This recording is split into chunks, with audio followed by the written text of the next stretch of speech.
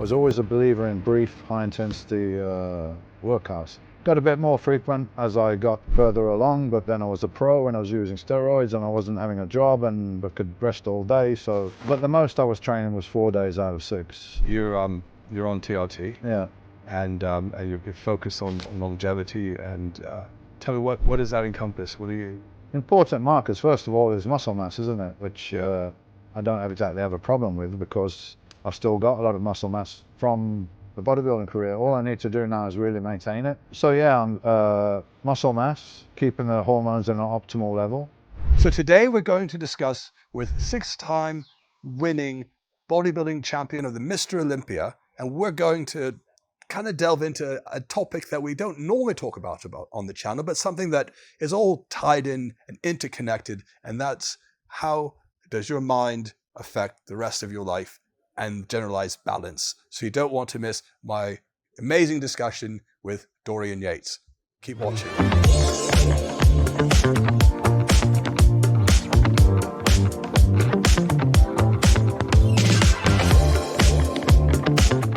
Well, today I'm happy to have Dorian Yates, a 6-time Mr. Olympia winner, Thank you. with us to discuss all things HRT, TRT, but more specifically his time in bodybuilding and your transition from bodybuilding into the field of longevity, because I think that's been the big thing you've been focused on. Yeah, a long transition and kind of in a way the same approach that I made with bodybuilding to inform myself and try to do it as best as I can. So my goals are not to be a competitive bodybuilder now. It's just how to age better. I don't know, healthy aging, optimizing your aging process, whatever you want to call it. I don't like the anti-aging because it's like, you know, we're going to age, right? It's inevitable. We're going to die as well. All of that's inevitable, but how to do it optimally, like physically, mentally, spiritually, making the most of that experience and that part of your life. And I don't look upon it with any trepidation or any fear or anything negative. I'm enjoying the process where a lot of people are saying to me, hey, it sucks to get old and this and that.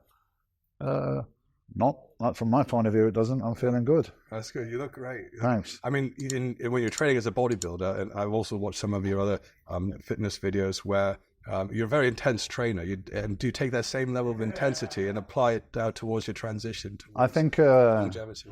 I think I'm very focused, especially if I'm interested in something. I can be, if I'm not interested in something, it's very hard for me to absorb the information and to study it. But if I'm interested, I absorb the information and as I did with bodybuilding, maybe experiment a little bit with your diet and supplementation and see what's the outcome and check your hormones and check your blood and all this kind of feedback. So in a way, I'm kind of my own little experiment, how I can optimize myself during this, later decades, if you like.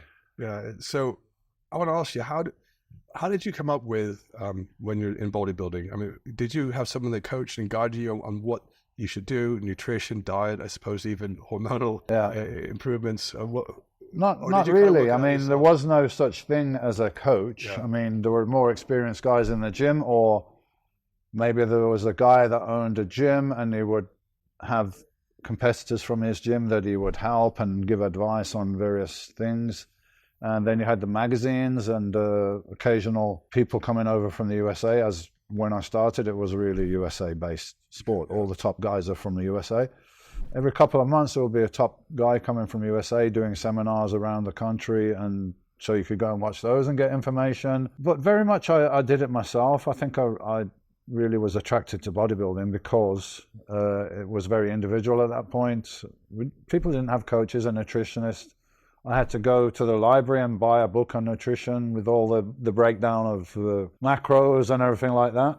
And I enjoyed that process. I enjoyed the learning, the training, and it's kind of was doing this all on my own. So when you started and you did the bodybuilding, looking back, was there anything that you regretted that you did in the way you trained or what you took to get to that level? I mean, because it's a learning process, right? And that's how I did it. I did it very systematically. I wrote down everything. So I actually wrote down, So you kept it I got every workout. From the day I walked in the gym and said, right, I'm going to be a bodybuilder. This is what I'm doing. I wrote everything down. I wrote every workout down. Every month I would like assess what I'd done in that month and then set myself some goals for the next month as far as like, okay, I'm bench pressed 100 kilos now for 6. Next month I want to do 105 for 6 or 8. And every month putting these goals, writing down my diet, supplements I was taking, and the response. I was inspired a lot by Arthur Jones and Mike Mensa, who promoted this kind of high intensity training. And I was impressed by that. It made sense. It was logical. I could understand it. But more to the point, when I did it in the gym, it was working. And then guys were telling me, yeah, but other people do more and you should try more. And I'm like, okay, let me do that. I would up my training. I was only training 3 times a week when I started because I wasn't using steroids and I was working as well. So then I try and train 4 or 5 days a week, and immediately my progress would stop. So then I go back to 3 days and it would start again. So, there's the feedback. The theory sounds great, but sometimes things in theory don't cover everything. But it worked in practice. And if I did more training, my progress slowed down. So I was always a believer in brief, high-intensity workouts. Got a bit more frequent as I got further along, but then I was a pro and I was using steroids and I wasn't having a job and I could rest all day. So, but the most I was training was 4 days out of 6 and no more than an hour workout. So short and intense workout. Yeah. And then you said you became a pro, and that's when you started using steroids? No, I used steroids when I was an amateur as well. I mean, pretty quick. I started training in 83. I did my first contest in 85, so nearly 2 years in. That's when I started using. I mean, but it was like 20 milligrams a day of Anavar or Dynabol that I was using. So it wasn't a testosterone base, and it wasn't even an injection, because everyone was a bit nervous about having an injection initially. Everyone would pretty much start with the orals, although like theoretically we could say the orals may be harsher on your health because you've got to go through the liver. But it's a pill. Like sticking yourself with a needle was like serious stuff at that point. So that's all I used. And then I used a little bit more, and I was British champion by 86. So, my first contest that I went into on a very little, like 20 milligrams, I went on stage in a novice class and just everyone was blown away. And they said I was the best heavyweight they had in the country at that point. I didn't believe them, to be honest. I had no idea. You got good genetics, good training. Yeah, good genetics, good training. Didn't waste time. I studied training. I studied nutrition. I learned what I could about steroids. And so I think I didn't waste time. Plus, I had very good genetics. So after 2 years, I was like able to win a national standard, which is not, is not normal, right? Fantastic. And then did you add anything else like HGH in down the road? I didn't. I used growth hormone. I think I used it just a little bit when I was getting ready for my first pro show, but it was only during the dieting period, and there was a low dose for IUs a day for the last couple of months. So it may have helped me get leaner, but it was 1992 when I used it in the off season, and then I was using 8 IUs a day, which was considered to be a good effective dose. And then I noticed, not overnight, but it was almost like my off-season weight had stalled at about 20 stone, so it's about 280. Yeah. So I was big anyway, but I kind of like felt that was a plateau I was kind of sticking at for about a year. And then when I started using the growth hormone at this 8 IUs a day, it's almost like it took away that barrier, and I started, not dramatically overnight, wow, he's put on 20 pounds, no, but slowly, I went from 280 in a year to like 290. Wow. And then the next year was 295, 300. So it was like a different level with the muscle mass, I think, with the growth hormone. But yeah, I didn't use that until I was pro. And then when you eventually left doing professional bodybuilding, did you stay on certain hormones? Or Well, here's the thing. So I tore my tricep tendon in 97.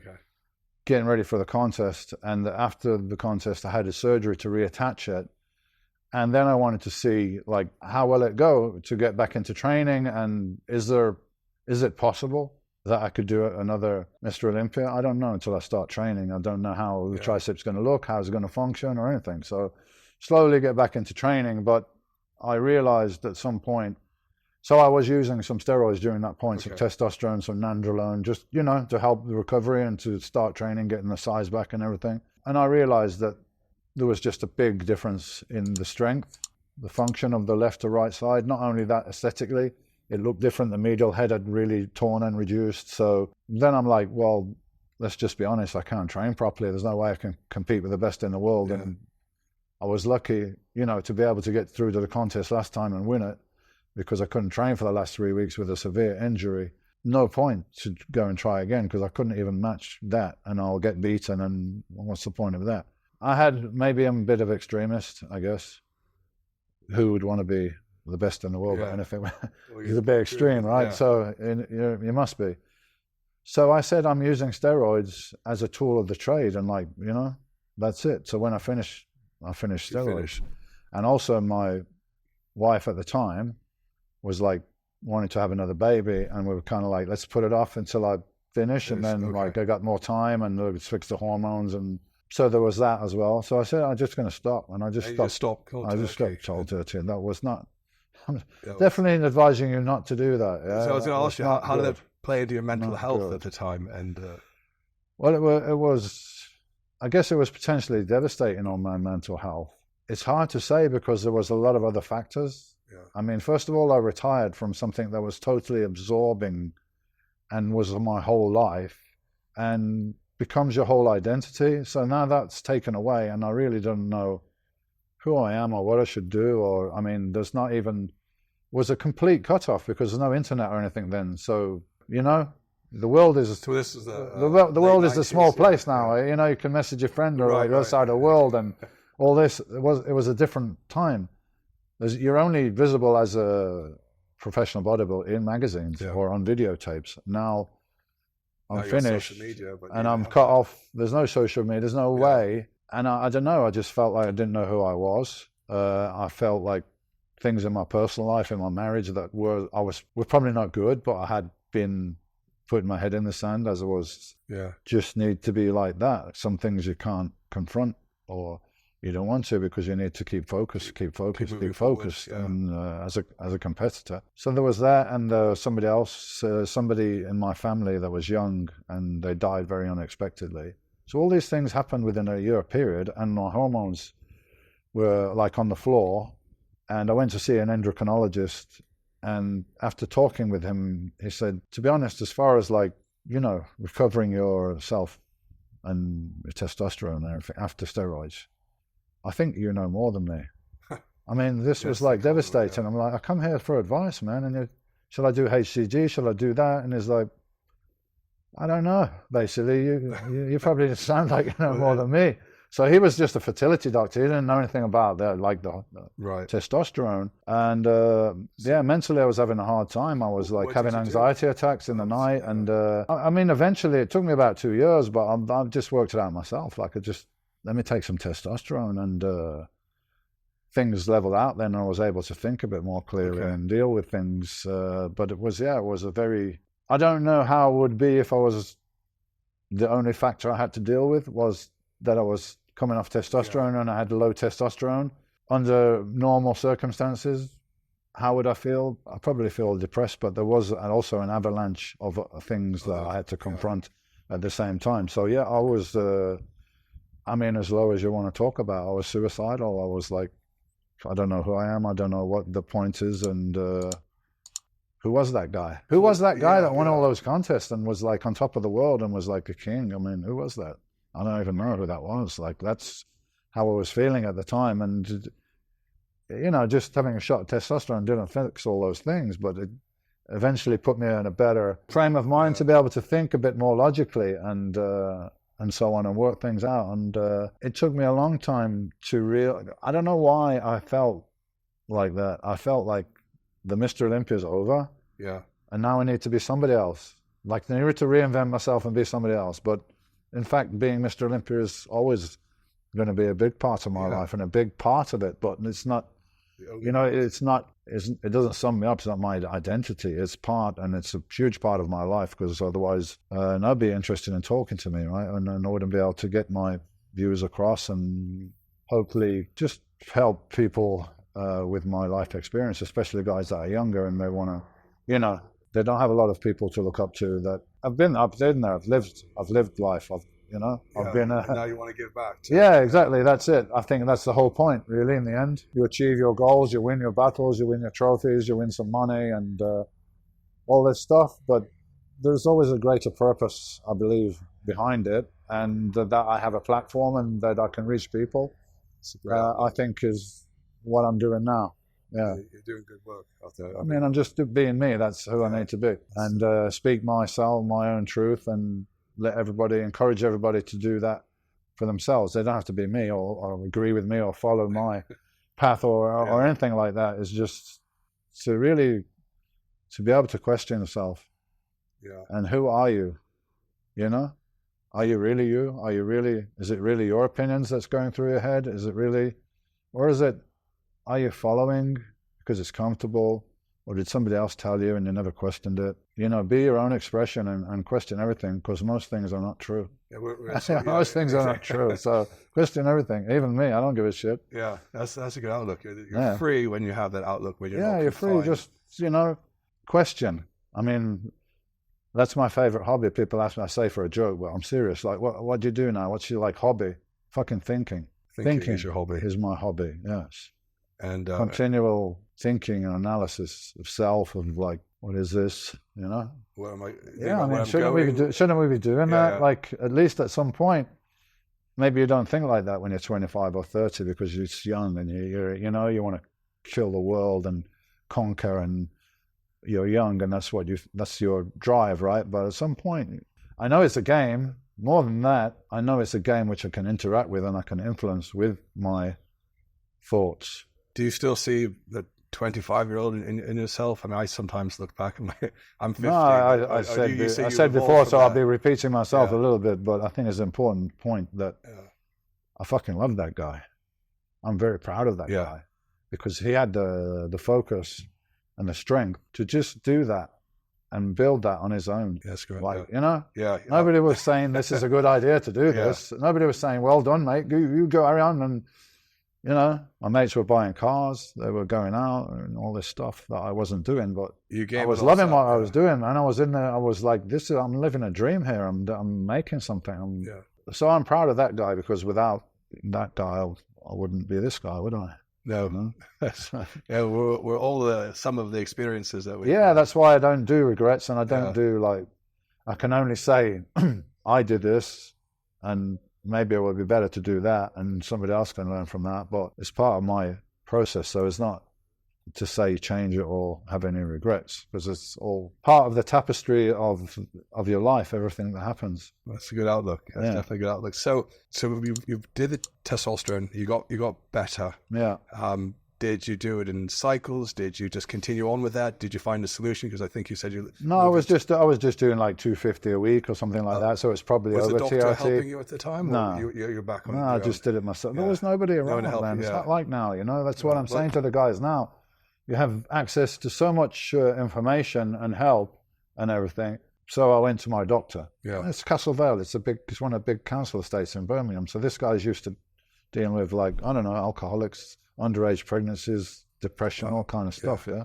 So I'm a kid and I'm going to him. Hey, I'm taking steroids and I'm going to do a bodybuilding contest. Oh, I'd like if you could do my blood test, right? So he's like horrified. Like, you're doing it? Taking steroids? They're dangerous. You can't do that. I'm not going to help you. No, I don't want you to give me a prescription or something. I already got the stuff. Yeah. I'm just saying I'd like to know. Anyway, so he was like, no, I don't want to do that and everything. But then a few months later, I was on TV because I was at the World Games, right? Which is the World Championships. And the TV cameras were there and they caught it and it was on TV. There's only 3 or 4 channels TV then, no internet, right? So if you're on TV, even for 10 seconds, that's big news, mate. Like everyone knows, yeah? So he said, I saw you on TV. And it's like, so what you're doing is very serious, yeah? I said, that's what I'm trying to tell you, mate. Like, I'm going to make a career out of this one way or another. So then he said, well, as I see you're serious, I'll do your checks now. So just do basic blood check and blood pressure. And that was it. It was like, your liver enzymes are a bit high, your kidney readings are a bit high, your blood pressure's a bit high. You're not dying, but like make your money and get out. Yeah. You know, he wasn't an expert or anything on hormones. It was just a general GP that I kind of struck a little bit of a friendship with, so he helped me out. But it's easy now to get all your blood values done. And then it was only basic, like cholesterol, liver function, kidney function. Now you've got all inflammatory markers, all the different things that you should keep an eye on. And then you can make informed judgments. If something's looking out of whack, you can change it, or you can stop, or you can adjust. We didn't have that back in the day. I had it just because I was persistent, but all the other guys were basically wouldn't go to their doctors because they knew their doctor would be negative, and so they just said, I'll just wing it. If something goes wrong, I'll probably feel it. So now you're on TRT, yeah, and you're focused on longevity. And tell me, what does that encompass? What are you? Important markers, first of all, is muscle mass, isn't it? Which I don't exactly have a problem with, because I've still got a lot of muscle mass from the bodybuilding career. All I need to do now is really maintain it, which I can do. Even though I've got injuries, I can't push overhead, I can't push a lot of weight.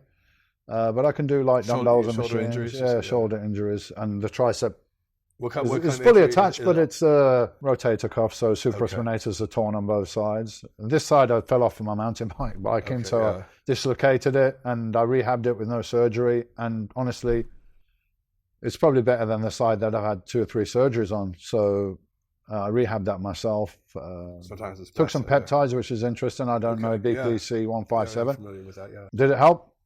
I don't know, because I don't have anything to compare it to, but I recovered well and quickly, so it could have done, plus the fact that I was moving it and rehabbing it and everything like that. So yeah, muscle mass, keeping the hormones in an optimal level.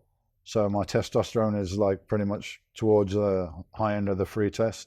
About like 35. I can't know whatever everywhere does the parameters a bit different, but it's on the end there. I think it's 20, 25 here or something. Yeah. Sometimes they're age adjusted as well, So that's the training for that. Diet, fairly high protein, fairly high fat if it's good, natural fats, and moderate carbohydrates, and not zero carbs or anything. I still eat some rice, maybe a bit of sweet potato, vegetables, a bit of fruit, pretty much no grains and bread and stuff, but I might once on a weekend or something. I eat twice a day, and maybe a shake or something as a third meal or something like that. Were you doing the 6 meals a day when you were competing? Yeah, I was doing 6 meals a day for a long time after I stopped, because that was just what I knew. And that's, we were talking earlier, I said I went for a check and my blood pressure was a bit high, and I was like 255. And I decided to go on a kind of plant-based, low-protein diet and lose weight. Yeah. And I did bring my weight down, and it did bring my blood pressure down. And that's something I would like to ask your opinion on. Like, you're dealing with a lot of people, but that was my practical experience. Because I mean, we know that muscle mass is important as you age, and maintaining the muscle mass. I was just wondering if there were. But at some point, like excessive muscle mass, that's true. Like a professional bodybuilder, is that detrimental? Like, and I did the thing you watch with Ross Scala, and we were talking, and he's like, I said, well, you're 5'10", you're 280. It's muscle, it's fat. Is there any difference? He was like, I don't think so. In other words, if you're excessive in body weight, even if it's muscle, it's not helpful. Yeah, there's some that say the heart's going to have to pump further, longer, it has to reach all those other areas. But then if you have higher muscle mass, you're going to have better insulin sensitivity, and it's going to handle glucose better. So, it's hard to say, but that was my experience anyway. I lost weight, and I should imagine most of it was muscle. Might have been some excess water or something. I don't know, but it brought my blood pressure down. Now I'm like 230, and I keep there, and I think I'm like quite lean, probably 10% or less body fat. So I do twice a week with weights. Oh, just twice a week? Weights. Twice a week. So I do very little. I do let's say for chest, I do dumbbell bench press. I'm about 25 kilos, maybe light weights, because I can't use any more because of the shoulders. I can do like pec deck or something quite heavy. I'll do a couple of sets on there. Some lateral raises, some push downs, some curls.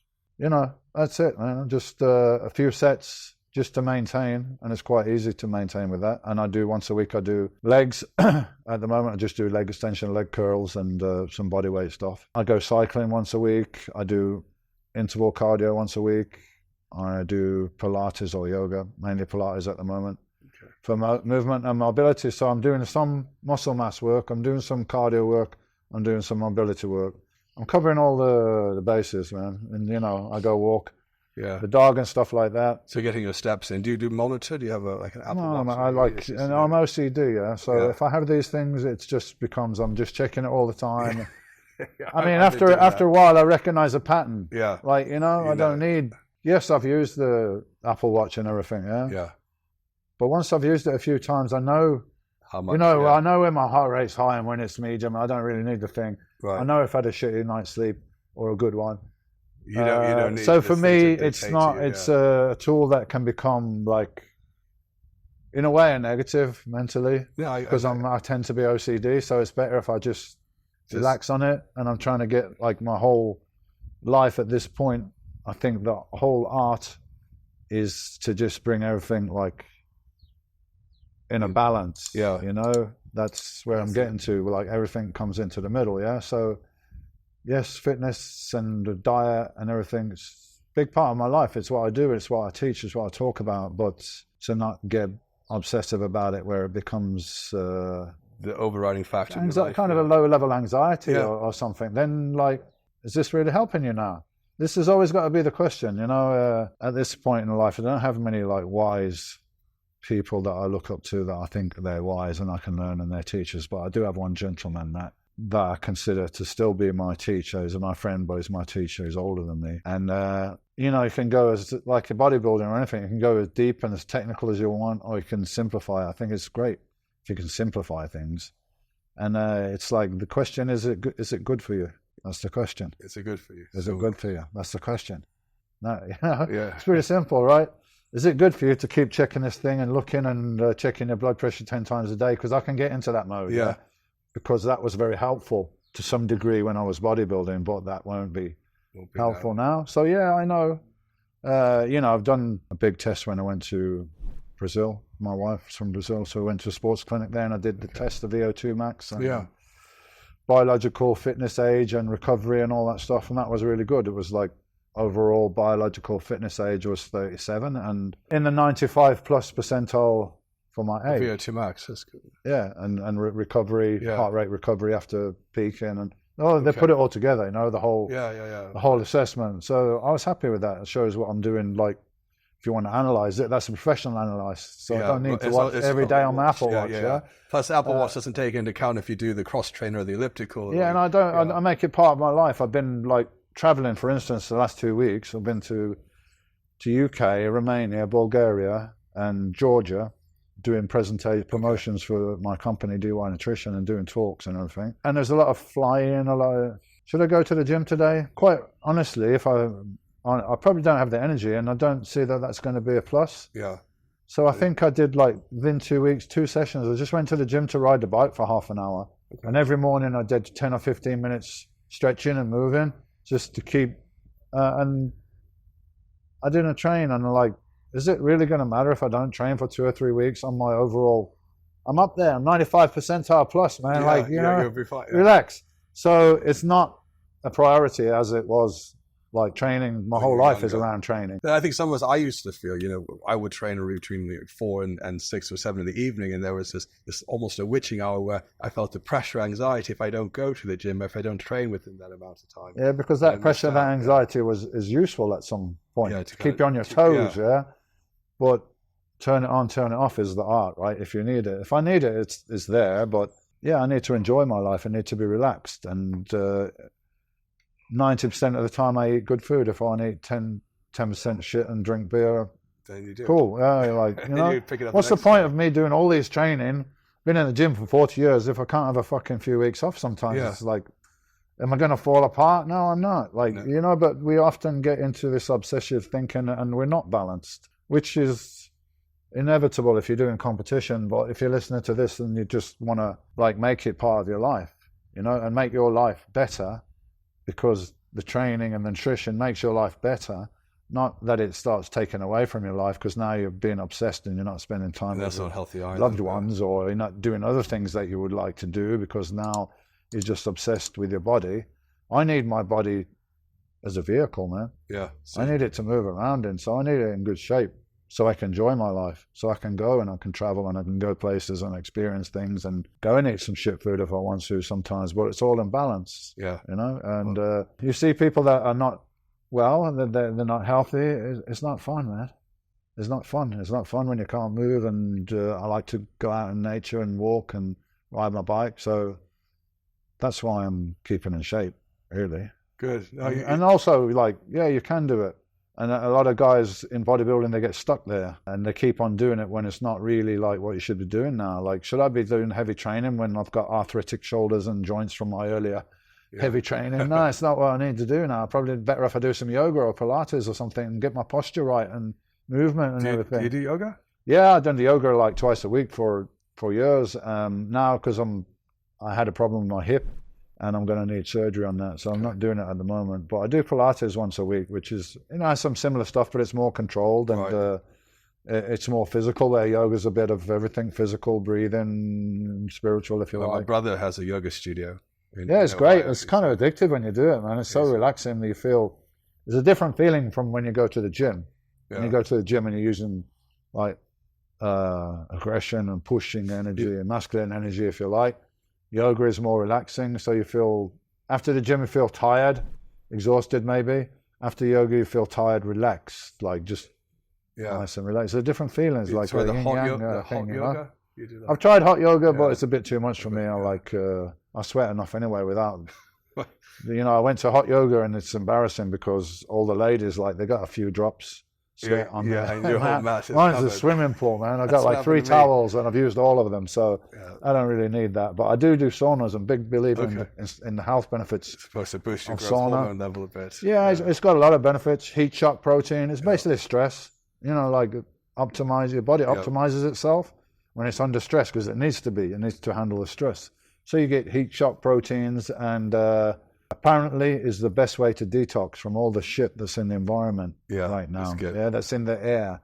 Microplastics, toxins, hot sauna, sweating it out. So I do like 4 times a week with sauna. I'm pretty religious with that. I enjoy going to sauna. Yeah.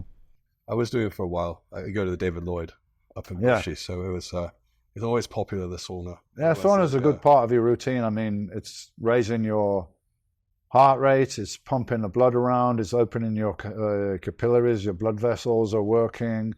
I mean, if you're not going to the gym to train, I mean, it'll be the second best thing you could do. Second best thing you can do because it's also reducing your risk of cancer and so on because you're sweating out all these toxins. So I think it's a great addition to like health routine, if you like. That's just really good.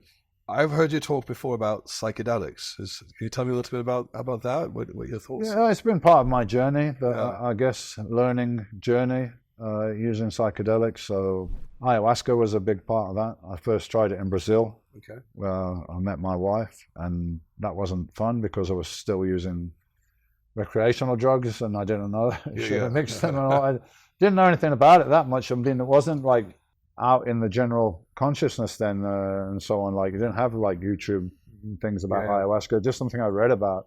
But yeah, it was a powerful teaching tool. Basically, the lesson I got in my head, which I wasn't really realizing at the time, I realized later, was just a strong voice telling me to stop poisoning myself. Yeah. And I was asking all kind of questions, deep questions, and I was just repeating that over and over again. Later on, I understood it. Like, you're coming to fucking learn something? Stop poisoning yourself. So that's your lesson. Come back after you've worked that one out. Yeah. And it did. It's a long story, but it did come back into my life, and it was very helpful. And then as I spoke about it on London Real, I was one of the first people to like start talking about it, and people were really fascinated, really interesting. And then there was a facility down in Costa Rica called Soltara, and they got in touch with me, and we spoke together about how would I be interested in leading camps down. And I'm like, well, I don't know anything about it. How can I lead camp? No, not the ayahuasca part. Right. We do that. We got the people, the shamans, just for you to headline the camp and say that you're going to be there, and other people might want to come. So we did that. We did 3 camps together, which was great because a lot of people came from like the fitness, from gyms, and because they knew me, and maybe they were curious about this experience, but they didn't feel comfortable, but the fact that I was doing it and they related to me, it brought a lot of people there. And the most common thing is that this is the most important, pivotal day of my life. I heard that more than anything else. It's almost like part of a spiritual journey when you go through this. Yeah, it's definitely spiritual. It's psychological. It's physical. It's all those things, and it's very hard to explain because also it's an individual experience, and it's also different every time. But you'll know that there's much more to reality than you perceive normally through your senses. Yeah. Whether what you perceive that to be and everything might be different things, but you know that you're part of everything, and fear and death and everything is just kind of laughable at that point. It's just, you just see it's all kind of a game, and so that's it. That's kind of relief. So it gave you a new insight. New perspective. Everything is just a perspective, right? Now you got new perspective on things, and you realize there's much more, and whatever that triggers and where that goes, that's going to be up to the individual. So you think we live in a simulation? Have you? Oh, yeah, I don't think it. I know we are. Yeah, I know we are, but we're not. We're co-creators of the simulation. Okay. Yeah, we're part of it. You can kind of see some people. I think my experience that I could see numbers and I could see sound, making numbers, making shapes, and all coming from one source, if you like. And the biggest thing that we've been sold is fear, yeah. Yeah. And organized fear, which is like religion, which tells you that somehow you're separate from whatever you want to call it, from God. Yeah, let's call that. I don't like that because God's a bit of a fucking prick in the Bible, really, just going around smiting people down, and if they don't do what he tells them to do. I mean, all psychedelics are they're all plants, if you notice. Yeah. Right? Mushrooms, ayahuasca is a vine and another plant, and LSD is from a fungus that grows on barley.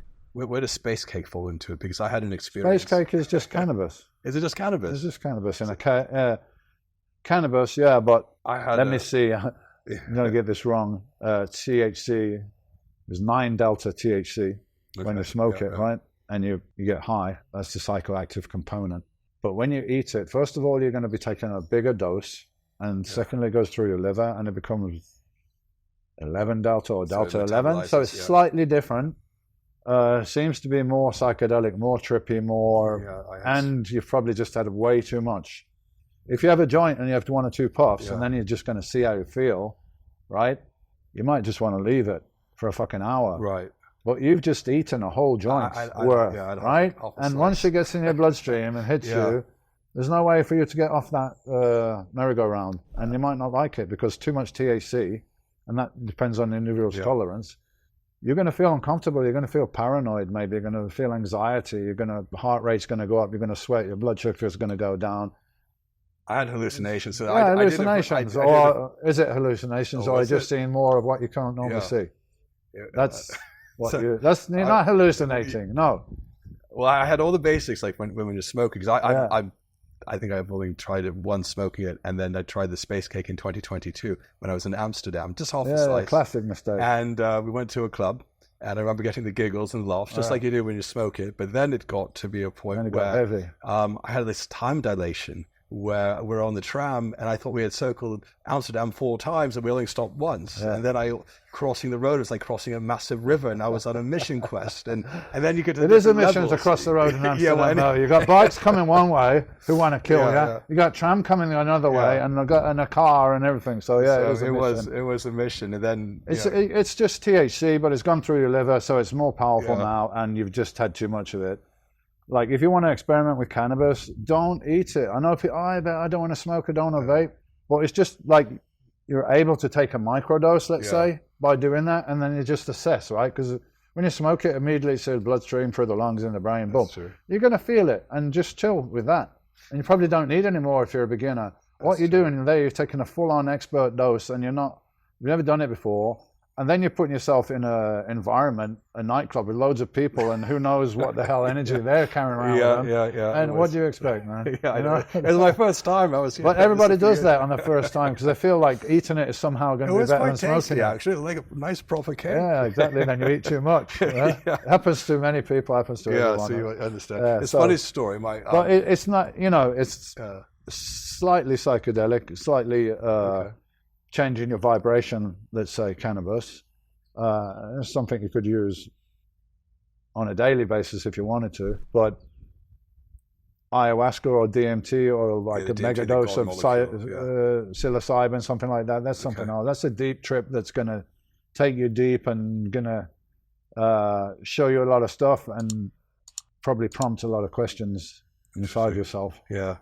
I know sometimes for some, they recommend for depression, some of the psychedelics, and now I think the ketamine clinics in the US mostly for getting people out. It's good now that they're actually doing proper research and studies on psychedelics, because I think I saw one from London where it got like normal brain activity, about 30% of the brain is lit up, and on LSD it was like 100%. So more of your brain is actually active and working. So LSD, makes sense. Maybe it's connecting new pathways and so on. But yeah, same thing with cannabis. So there's not a lot of research done because there's no money in it. You can't patent the plant. Yeah. See? And then there's all those other competing pharmaceuticals which makes a lot of money. Well, that could be maybe replaced by something as simple as that. So hopefully we see more research from independents. Like, the word of mouth stuff's out there, but people still like it if there's a peer-reviewed clinical trial. I mean, there's a lady here that I wanted to speak to, but I don't know, she wasn't that keen to be on a podcast. She worked at University of Madrid, Cristina Sanchez, and she's proven that THC kills cancer cells in the lab, and then you've got empirical evidence from a lot of people that have already done that themselves. So that needs more research and more but how much for how long is best for various things we don't know. A lot of people just kind of like making up cannabis oil and just taking as much as they can. A lot of people had good results with it, but we need to know more about it and how it works and specifically what strain and for what disease and so on. But there's massive potential there for sure. There's also like part of this matrix where they keep you from I hate to say the big pharmaceutical companies. They've got the regulators on side, and the regulations are based around what's going to be good for those big peer-reviewed clinical trials, and they're very expensive. And if you've got a good idea, it's really hard to get them at least safe and somewhat effective. But they take it to a whole nother level. So there's I'll give you an example. There's a drug called enclomiphene. I don't know if you're familiar. And there's other drugs like this as well. It's clomiphene's on the market. It's a mixture of two. It's like a racemic mixture. There's like two different sides to it. That's what I'm doing with my hands. And they're both in the licensed clomiphene, but it's not licensed for like men who are trying to recover the testosterone treatment. But one side of it is more anti-estrogenic and the other side is more pro-estrogenic. They went to get it approved, just the anti-estrogenic part, to keep men's, the concept was, let's get it approved for men's low testosterone levels. And so they tried to get it approved, and the FDA said, we can't approve you because, yes, we know you showed in the study you can raise the testosterone level with a man making their own, but you haven't showed us grip strength or walking distance. We want a clinical effective endpoint. So this is where they play the games to stretch it out, and then they didn't get approval. And that's my attitude towards that at this point is like, we just got to help ourselves. Yeah. Spread information ourselves and just walk away from that if you don't need it. There's many natural cures. I mean, doctors are good for if you've got an emergency or something like that. Hospitals are great, but for general health, they're not helping people. So we need to help ourselves. And there's a lot of people that were educated in that medical system that are leaving now and setting up their own practices outside of that, and so that they can practice medicine that's not taught in the universities. It depends where, because in the UK, they've got the likes of the General Medical Council and the Care Quality Commission, and it's very restrictive and overbearing, and everything has to follow neatly into guidelines. And it's very easy for them, to get their claws into doctors and never let go. Yeah. I mean, we've seen in the NHS, there was a doctor who had asked for a laptop. I don't know if you've heard this story. And there was a bit of disagreement between whether she was promised she was going to get the laptop or not. She said the executive of the hospital said she would get the laptop. And apparently someone in IT didn't like it, reported her to the General Medical Council, said she was being dishonest, and she was struck off. We have a shortage of doctors in the UK, all because, what does that have to do with the medical practice? It was a disagreement and they painted her as being dishonest. So, I mean, this is the sort of thing about some of these agencies in the UK, or the Matrix, essentially, that it's all connected, the petroleum industry, the pharmaceutical industry, the universities and the hospital, medical industry is all connected, right? And we're trying to do the best we can as a private clinic to offer innovative treatments and options for patients, and the basics of TRT. We said the environmental toxins and all these things are affecting men, or men who may have used testosterone or steroids in the past that then have diminished their own natural levels. They don't recover. But if you were thinking of the point of view of the pharmaceuticals, they don't make money on testosterone, right? So this guy could take testosterone, a few shots a month, and get his testosterone in a good level, and then go to the gym and train and eat good. Good chance he's not going to get that much wrong with him in the next 20 years. Right? Yeah, and that's so we're missing out there. We're not making any money off this dude. So why would we even want to go down that route? If you think as the way that they would be thinking. The bigger ones, or even the bigger ones buy up the small ones. So the small companies that are producing generic testosterone as a basic treatment, they're still a business. They're still making the testosterone. It's not all compounded like in Europe. It's all brand name. Very little of it is compounded, at least for sterile injections. So someone's still making some, but they're usually the price very low because governments have made great agreements to make sure the price of it is low. But maybe if the guy that took testosterone and trained and ate properly, he wouldn't get diabetes or pre-diabetes. He wouldn't get blood pressure. He wouldn't get this. He wouldn't get that. And maybe one cheap medication instead of like 5 6 expensive, profitable ones. Yeah. That's my point. So have you been following in the field of longevity, this Brian Johnson? Have you? Honestly, not really, because he's just everything that's extreme is not interesting to me. It's not healthy. So what if I could spend half the day in a fucking tank? And I lived longer. But hold on, you spent half your life in the tank, mate. You're not doing anything. Yeah. So you can go a bit too far with these things and get obsessed with it. So my example is he uses both pharmaceutical modifications. So I don't have anything against rapamycin and loads of supplements. You can't be black and white. Like all pharmaceuticals are bad and all natural things are good. No, it's not really like that. There's black and white in both areas. I'm sure there's some natural things that can be bad for you and poison you and so on. So I'm just practical about it. I'm not like, if some testosterone is arguably a pharmaceutical, right? I would use that. Maybe a growth hormone. Metformin has a lot of good study results. I haven't used it yet, but maybe I will. But I'll also use supplements as well, and herbs, and I use whatever I think is going to be beneficial and is shown to be beneficial. Do you use growth hormone now, or do you I just started it about 6 months ago because I read that study, which was a year study. The TRIM trial. It was a 12-month study where they put back the biological aging like 5 or 6 years or something. It's called a TRIM trial. Okay, TRIM trial, And you use it with metformin, DHEA, because you want to manage the blood sugar. So you said when you tested your fasting insulin, were you on growth hormone when you did it? Okay. No. Have you tested it since you started growth hormone? Only once, but then it was just after a bad weekend of eating, so I can't really say. Okay, because you think it'll push it up, yeah? I've been prescribed, and my baseline fasting insulin was about 7. Yeah, so I was really jealous when you said yours was 2. Yeah, 2 or 3. And then and I was a low dose, under 2 IU. So as we slowly bring it up to 1.5 IU, it brought it up to about 9.9. I'm like, okay, well, it's under the level, but still it's not lovely like yours was. And then the following, and I'm on metformin too. And then the following test I did about a month later, I think it brought it up just under 2 IUs. and it dropped down to 6.6 fasting insulin. I'm like, okay, brilliant. That's good. It's even better than the baseline. And so I think we try to put things into categories, into boxes. And one of the things you would look at, a normal person, a person that's like not an ex-bodybuilder or, you know, focusing on their health, and you look at the average person and you say, okay, well, what's this fasting insulin level? But what about what's the optimal level for someone on growth hormone? Because we know you're burning fat, you're getting lipolysis, right? You know, there are other health benefits. You're improving the thymus gland, improving the immune system.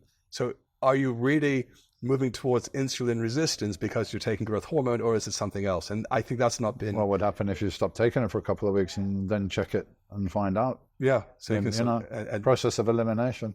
But is that truly, and that's what I'm saying, is the tool that you're measuring truly I took it that yeah. maybe the other, because it was in the study, the growth hormone is body weight dependent, isn't it? I worked it out to be about 3 IUs for 100 kilos. So I'm taking under that. But I didn't take I take zinc anyway. There was zinc there and DHEA. Right. I've never tried that. I don't know if you recommend it. I've never tried it. But, zinc can act as an aromatase inhibitor. Yeah, okay. Mildly. And DHEA? And DHEA also helps regulate blood sugar. Okay. Which is why you put in the study along with the metformin. I wondered if they were even significant. Like, are they doing anything, or is it? If they did that study with just growth hormone, I think they would still get a similar result. I think I kind of think they would. That was the juice. I think so. I think the other stuff was just fairy dust. You know what I mean? Yeah. But I might try metformin in the future. Yeah. But what do you think about berberine, which is... Yeah, berberine's an interesting one. Yeah. I was a little bit concerned it may have some anti-androgenic effects, but then some studies showed is berberine a mild MAOB inhibitor. Yeah. So, you know, the MAOB theory of aging, as you get older, you get more of this enzyme that it basically takes away your dopamine that sits near the brain. And that gets higher and higher as you get older. So you get grumpier. Yeah, because, well, it depends. If dopamine gets too high, you lose your temper and you're very impatient. But if you don't have enough dopamine, you know, you're not moving as quickly, things don't feel as good. Yeah. Patients who have Parkinson's disease are given MAOBs along with other Parkinson's drugs like dopamine agonists. So I'm developing a blood sugar product now containing berberine and some other stuff. So I think berberine could be really good.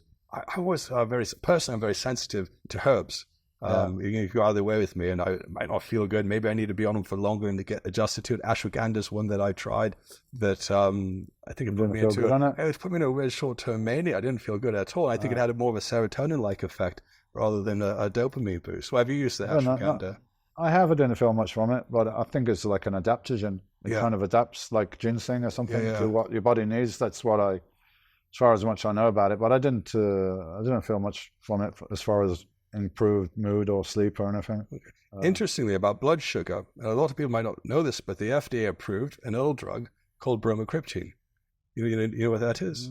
Bromide or something? No, bromocriptine is used for patients that have prolactinomas. Okay. It's a dopamine agonist, and they start them off, I think, about 8 milligrams and work up to 40 milligrams. I think the dose is higher for prolactinomas, and this is for controlling blood sugar. So there is a link between lowering prolactin and improving blood sugar. And removing insulin resistance and making it more sensitive. So attacking it from a different angle. Yeah. But as I saw these guys were talking about the dopamine yesterday, it's a double-edged sword because some of them on the package leaflet would say may induce compulsive disorders. So you might want to gamble a bit more, have a lot more sex, which probably isn't the worst thing in the world as we get older. So you have to both can cost you money though. Never been a gambler. No, but you might gamble in other ways. You might take other gambles. More risky behavior. I get it. Yeah, I think it's probably true. But I think if you're aware of it, you know, you might say things where normally you'd hold your tongue, and you might blurt it out because you get this little dopamine rush from it. But it's interesting, you know, where it's going, you know, with these different modalities. But again, you know, it has to be the right time. I think it's great that, you know, we're at this stage where you can see guys in their 60s and they're fit and they're active. And when I was a kid, well, you're an inspiration. When I was a kid, though, when you were 60, you were like finished. You know, that guy's sitting on the couch now, and that's it's done. He's just watching TV. Or you look back at some of your ancestors or relatives, and they look like they're 60, but they're actually 30 in that photo. So 60 is a new 40. That's what I'm saying. No, you're great shape, great Nick. It's thanks, man. It's really good. So any kind of last words or advice that you would have for someone watching to kind of sum up? I mean, today I'm going to be talking about the mind, I guess, but for me, the mind is everything. So if you can get some control on your mind, some understanding on your mind, as your mind is creating your reality in a way, yeah, then you've got more control on your life and the outcome of your life. It's not chaotic, it's not out of control, because you're the director of the movie, you're making it, yeah.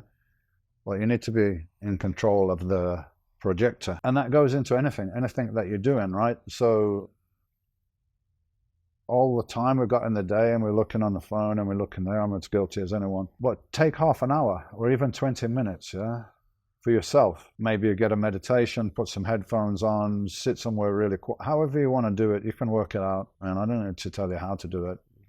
With some time for yourself to meditate, to slow down your thinking, to kind of recharge yourself, recharge your body, recharge your energy, get control on your mind, and just keep doing it, because slowly you'll be able to like recognize your thoughts before you've already done what you shouldn't do, what wasn't good for you. Because why did you do that? Because you didn't know that you were thinking about it before you did it, and that thought is something you can choose to listen to or not, right? Because now you've got control. Before it got in there and you've already done, and the outcome's not good. So just get control over your thinking so that you can recognize when you're not thinking right, because we all do it, right? Yep. I'm not this, I'm not good at that, I'm not, but this is just negative shit, man. Don't want it. Don't need it. It's not helping me, it's not helping anybody. So just think a bit better than the way you're thinking. No, I'm good, whatever, you know, and just learn to kind of not block it, but to dismiss the negative thoughts and put it with something better, and just keep doing that all the time. And whatever it is, the outcome of whatever you want to do, your life is going to be better if you can do that. Let's start there. That's good. Let's start there, yeah. Because anything else is like not really going to work if you haven't got control on the main computer. You're right. So let's work on that, yeah. And then everything else can follow from that. That really resonates. Thank you. All right, man. Cool. Good chat. Thank you. So what a great discussion we've just had with Dorian Yates, discussing the world of psychedelics and how focusing your mind can bring you potentially happiness and health and real freedom and balance. If you like content like this, do leave comments below, and don't forget to subscribe and like, and we'll see you next time. Stay healthy and stay balanced.